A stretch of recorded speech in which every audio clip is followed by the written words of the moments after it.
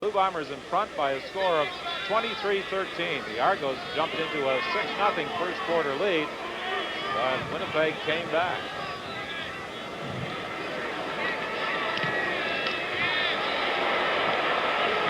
Chris Woods takes that Bob Cameron punt back at his own 27-yard line, and he won't go anywhere. Making sure of that is James West. A 49-yard kick by Bob Cameron. Well, Winnipeg's defense, as you mentioned earlier, has had the Argonaut offense under control. I think Holloway's going to have to get things started, or we could again see J.C. Watts in the fourth quarter. You've got to have better statistics than those registered so far by Conrad Holloway to be a winning quarterback. 38%, 55 yards. That's not even good enough for one quarter.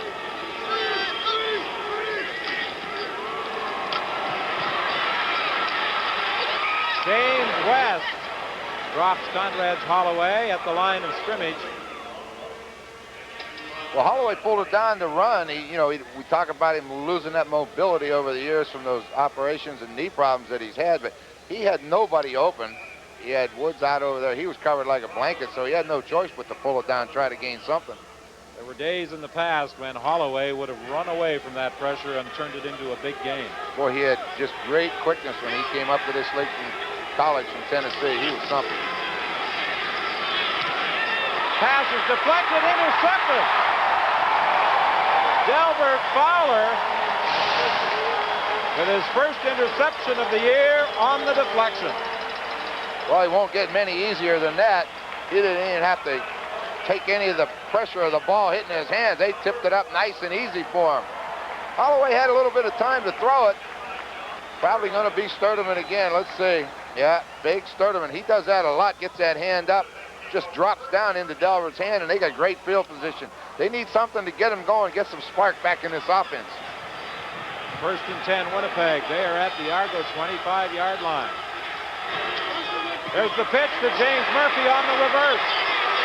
Vizcaya trying to throw a block, but doing an excellent job of fending it off was Kerry Parker. It looked good. Everything looked good. There were no fumbles on the exchange, but we lose a half a yard. Blue Bombers attempted the same thing at CNE Stadium last week without much more success. Well, you have to run plays like that just to keep defenses from over-pursuing and going to the flow all the time. Makes them stay home, and that helps you somewhere down the road. Randy Faby is in. Perry Tuttle goes to the Winnipeg bench. John Hufnagel drops back to throw. Over the middle. Lester Brown could not hang on. Catch it first. Catch it first, run second. That's right. He was turning that body ready to go. Had a lot of open field in front of him and everything, but failed to do that one little thing and hold on to it. Well, Trevor Kennard will try and make it 6 for 6. And the way he's kicked so far today, this should almost be automatic. Yeah, you get that feeling every now and then. You get in that game, everything goes your way. You're hitting the ball well. You think you can kick from anywhere. It's good again. And Trevor Kennard has a 32-yard field goal to add to his total, and a 26-13 Winnipeg lead. 6 for 6 for the diminutive Mr. Trevor Kennard. Well, he certainly has bounced back after misfiring in his return to the lineup last Sunday. There's Pat Cantner over there congratulating him. Cantner was injured. He went out of the ball game with a concussion and has had recurring headaches this week. Yeah, he had a pretty good one. He got it on the opening kickoff, if I remember. We didn't see him again until the game was over, and a lot of times it'll take a week or so for all those headaches to clear up. They're not going to take any chances with a head injury. On first down, Hudson picks up about 3 yards. 1:19 is the time left in the third quarter. And very slowly getting to his feet is Warren Hudson. He'll have to go out for at least one play as the Toronto athletic therapist Fred Dunbar comes onto the field. Well, in the West, with that victory today by Montreal over BC, an interesting situation has developed. Edmonton leads with a 10-3 record. BC at 9-5. Now, the Winnipeg Blue Bombers could also be 9-5 if they were to hang on and win this football game. And the Calgary Stampeders are at 8-6. Early in the year, it looked as though the BC Lions might just run away and hide with that Western pennant. Now they've got some real challenges for not only second, but they might also be challenged for third place. Well, we used to say about the BC Lions, if you could get through that first quarter with them, they used to like to come out of the blocks in a hurry. And if you could ride with them through the first quarter, you had a chance to beat them. Now, this looks like the Eskimos have taken something away from them, and now the Lions got to get it back. They got a lot of work to do. Penalty flags as Ty Jones was offside. The pass in and out of the hands of Chris Woods.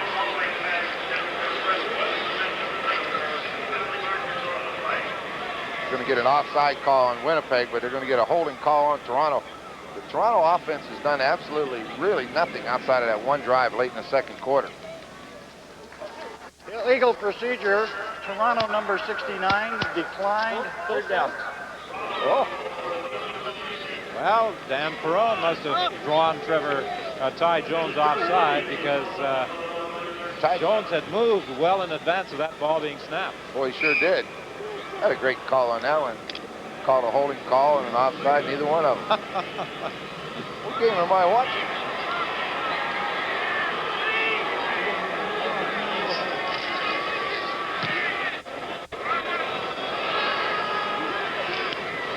Angelisic's kick is taken by Sampson, and he is stopped at the 45-yard line with 28 seconds remaining in the third quarter. A 34-yard kick that time by Hank Ilicic.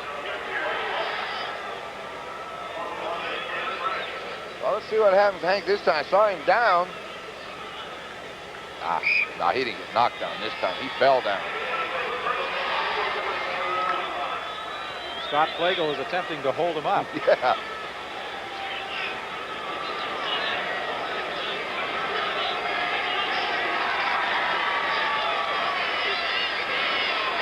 Deep for Joe Poplawski. He's got it.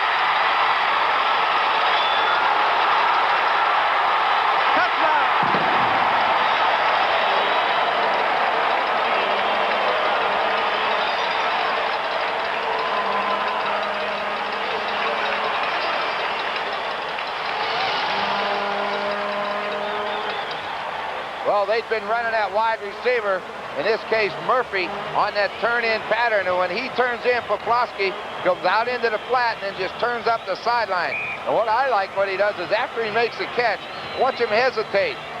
This will allow James Murphy to come over and put a block on Braceley. And Jeff Boyd makes a block on the other side. Now he just dives for that end zone. But that's pretty well executed play. 65 yards, the length of that throw from John Hufnagel to Joe Poplawski. And with the point after by Trevor Kennard, it's now a 33-13 ball game. Well, we know they're going to get the wind in the fourth quarter, but 20 points there. They got a long way to come back. And for the first three quarters, anyhow, I would say their offense hasn't shown that they can move the ball on Winnipeg at all. The Argos have not indicated, as you said, that they are able to do anything offensively apart from that one drive late in the first half. Yeah, it's been kind of a surprise to me. You know, they have not completed any passes to Woods, and I think a couple to Cox, but for very short gains. Paul Pearson, I don't believe, has caught a pass. Ask Trevor Kennard which month of the year he enjoys the most and which team he enjoys playing against, and I think he'll reply October and the Toronto Argonauts. He has 6 field goals this afternoon, and his club record is 7 field goals against these same Toronto Argonauts on the 11th of October in 1981. He'll get that in his contract, and he only has to kick against Toronto in October. Chris Woods back at his 15-yard line on this kickoff return. And he is stopped as he reaches the 33, and that will be the final play of the third quarter. So the Toronto Argonauts trail by 20 points with 15 minutes remaining here at Winnipeg Stadium.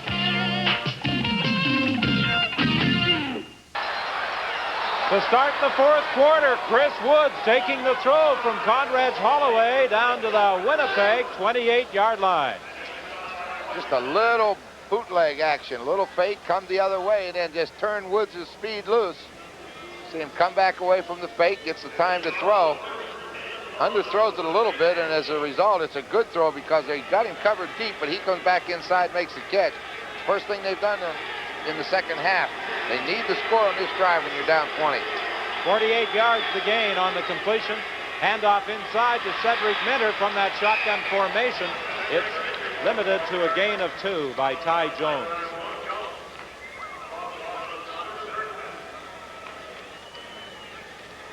If the Argos could strike quickly here in this fourth quarter, that might provide them with some momentum, some inspiration for the final 15 minutes. Yeah, they need 3 touchdowns. They need 21 points, and that's shutting Winnipeg out. So they need to get one pretty quickly here in the fourth quarter. Second and 8 for Woods. It's intercepted. That's what they didn't need. Ken Haley picks it up.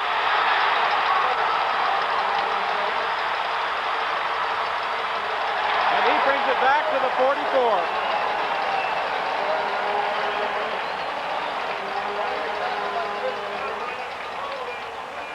Conrad Holloway did not want to throw the football that fast. Watch how fast he has to throw it. Can't see it in here. Tyrone Jones was right in his face. He didn't even have a chance to see what was going on down there. And as a result, Ken Haley gets his first interception of the season. Although he's been in on a lot of defensive plays. Great return. Brings it out almost to the 45-yard line. A run back of 42 yards for Ken Haley following that interception on the Conrad Holloway throw. Well, that's what the Argonauts didn't need in this fourth quarter. That could have a very demoralizing effect. Hofnagel looking for Boyd. Incomplete. He was bumped by Marcellus Green. He had to throw that one before he wanted to. He got good pressure from David Marshall and Rodney Harding, and he just took a chance that Boyd was going deep. Threw it a little bit too early.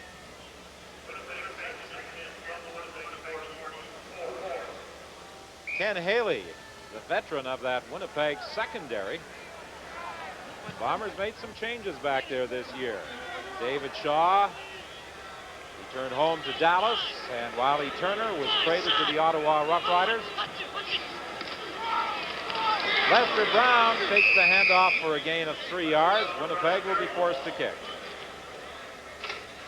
Those 2 changes you're talking about, they got James Jefferson and Benny Thompson into the lineup, who didn't start the season. Wiley Turner and David Shaw did, but they've got 2 excellent young defensive football players that are big and strong, and they're able to do those blitzes that they love to do so much and bring them from everywhere, especially Benny Thompson. He's as physical as any defensive back in the league. J.C. Watts, remembering that throwing arm at the Toronto bench. It looks as though he will be in for the next offensive series. Pretty good kick by Bob Cameron into that wind. Taken by Chris Woods, and he is stopped at the 23-yard line after a 43-yard punt by Bob Cameron. 12:17 is the time remaining in the fourth quarter as we get away from the injured Hassan Abubakar. Bannerman has an ERA of 3.4 with a 1-0 mark. Baseball's got stats for everything, Gene. Yeah, and those guys talk funny with their RBIs, ERAs. Don't forget about them DHs. Yeah. You know, they probably ought to Miller Lite like this. Hey, JR, give me 2 MLs ASAP. At least they like Miller Lite. Sure, life tastes great. And it tastes less filling than regular beer. Now, those stats I can appreciate. Hey, okay. LBFM. Everything you always wanted in a beer, and less. So this is Earth. Kinda nice. Now to find a Radio Shack store. They're having a big sale on computer diskettes. Very important on my planet. Teleport mode? Computer diskettes. Save 28 to 39% on 3 1/2, 5 1/4, and 8-inch diskettes. On sale until October 31st. Better get to Radio Shack quick. Hey, buddy, where's the nearest Radio Shack store? Boy, what a nuxix. Coming Sunday, October 19th, the richest thoroughbred race in Canadian history, the Rothmans International from Woodbine. More than $700,000 in prize money. A great race with a great tradition. Past winners include Secretariat. See it on Sports Weekend. Yes, Brian, I always look forward to the Rothmans International and an exciting race from Woodbine. We hope you'll be joining us on CBC television for it. Conrad Holloway stays in there as the Toronto quarterback. We thought when we saw J.C. Watts warming up that he might get a chance. Holloway goes down in the grasp of Delbert Fowler. You know, we talk about this Winnipeg defense and the linebackers in particular are being so active. You know, you have to wonder that with Conrad Holloway, now that he has that lack of mobility he had when he was younger, that they know where he's going to be, and they've geared their defenses to get to him back there, because he used to roll out a lot and keep defenses off balance, but today he's had no chance at all. Soroshka comes in as Paul Pearson goes to the Toronto bench from the shotgun. Second down. Holloway has the time, but it's intercepted by Scott Flagel. He could score. He fumbles the ball. It still is. Touchdown. James West has it.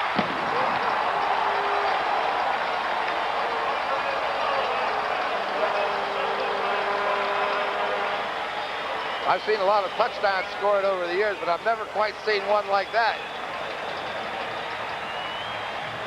He has a lot of time to throw. They got a full blitz on him, but he's going to throw it. But what's the interception? That's a good job up high.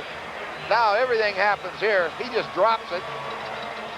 West thinks he has it. He'll drop it a couple more times. Finally, James West gets to that loose ball in the end zone, and the Winnipeg Blue Bombers lead it by 39-13. Trevor Kennard makes it a 40-13 ball game.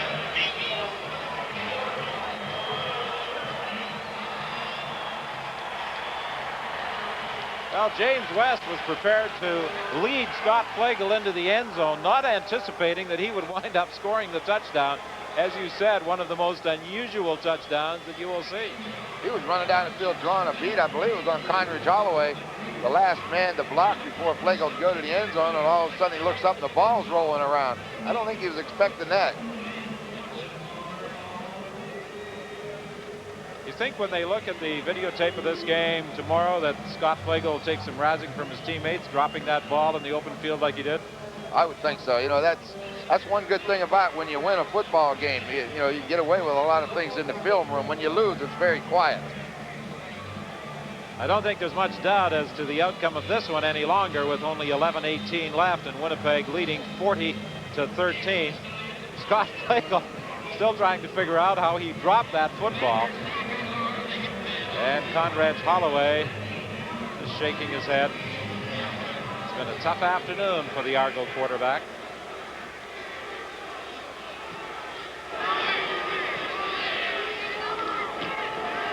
Chris Woods on this kickoff return. Still on his feet. Some good running as he gets up to the midfield stripe and is forced out of bounds by James Jefferson. He just ran out of gas as he got to the midfield stripe. Well, J.C. Watts is going to come into the ball game. I'm surprised that Bob Obilovich waited this long. Yeah, last week he went in right at the start of the fourth quarter. Today he's going in with 11 minutes left as we see Bernard Paul have a little bit of trouble getting up. But, you know, last week in the papers after the loss to the Bombers, Coach Obilovich was saying, as we said in the opening, they played well enough to win the football game. I don't think the same can be said about today. Their offense just hasn't performed. They have been outplayed both offensively and defensively today. It was those errors last week that did the Argos in. Particularly that touchdown throw from Holloway to Chris Woods that would have made it 14-1 early in the first quarter. It's a big difference trying to overcome a 7-1 deficit than a 2-touchdown deficit. 14 points is a lot of points to overcome when you're down 2. Now they're down a bunch. See Chris Woods makes the cut. Bernard Paul goes over on that ankle, and that's what seemed to be his problem. He's running okay coming off the field, so I'm sure we're going to see him in the ball game before long, as we will all the reserves. Now, how many other players who played collegiately at the University of Prince Edward Island can you name in the CFL? I probably can't name any.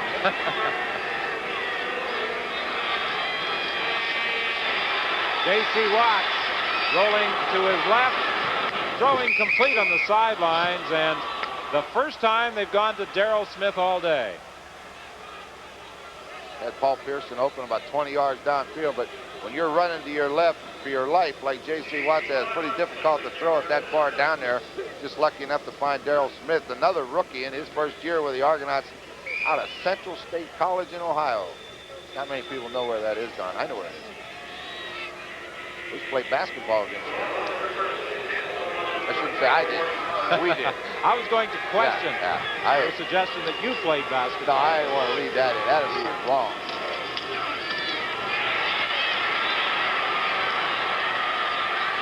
J.C. Watts looking for Chris Woods. Incomplete.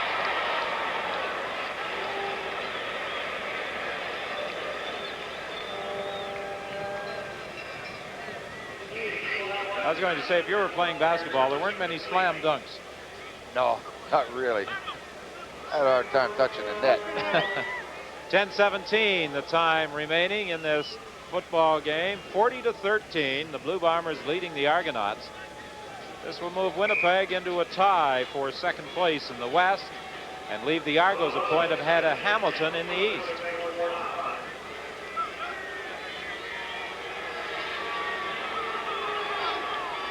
J.C. Watts from the shotgun. Second and 10 from the 45. Smith makes the catch down to the 3-yard line. Nice throw, nice reception. They put the blitz on him up front again. Bring those linebackers. Keep the pressure on the Toronto quarterbacks. This time, J.C. Watts just laid it down there. Watch the fingertip grab. Reach in, haul it down, puts it down at the 2-yard line, so they have the opportunity to get in there, but they can't waste too much time. Well, Smith was ignored for the first 3 quarters of this ball game. He's made 2 key catches here in the 4th. And now the Argos are in scoring position. First and goal. The Argos with their short yardage offense. Cedric Minter battles to the 1-yard line. There's also a penalty flag on the play. Offside Winnipeg, so the Argos will get 3 more tries. 9:17 is the time left.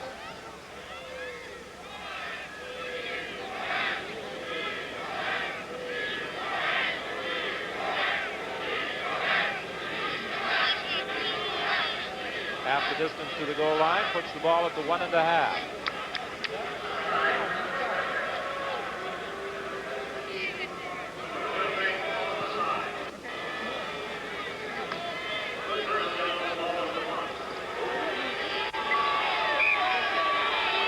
First and goal for Toronto. That short yardage offense remains out there. Minter gets the call. Touchdown, his second of the game.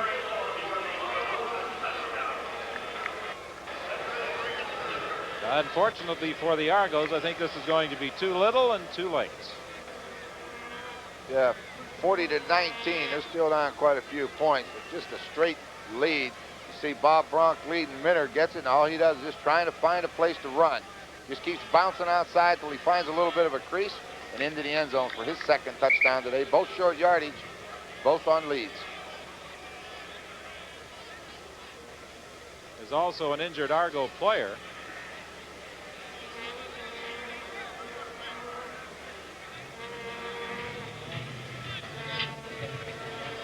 Don Moen is the man who is down, it appears.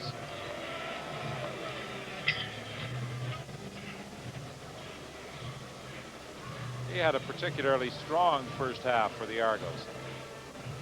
Yeah, he played well early in the football game, and the offense just didn't help the defense. The defense did their job for the first half. I think they finally got things going, but if that offense doesn't move the football, your defense is out there a long time, and they're going to wear down by the 4th quarter. Lance Tomic with the point after. He puts it through. So with 9:09 left to play and some shoving going on the playing field after the whistle, it's a 20-point spread. We hope you'll join us Thanksgiving weekend for a football doubleheader on CBC television. On Sunday, Steve Armitage and Ron Lancaster will be at Taylor Field in Regina as the Rough Riders entertain Montreal. And on Thanksgiving Monday, Chuck Ely and I will be at Lansdowne Park in Ottawa as the Blue Bombers go against the Ottawa Rough Riders and their new coach, Tom Dimitrov. Although things didn't change much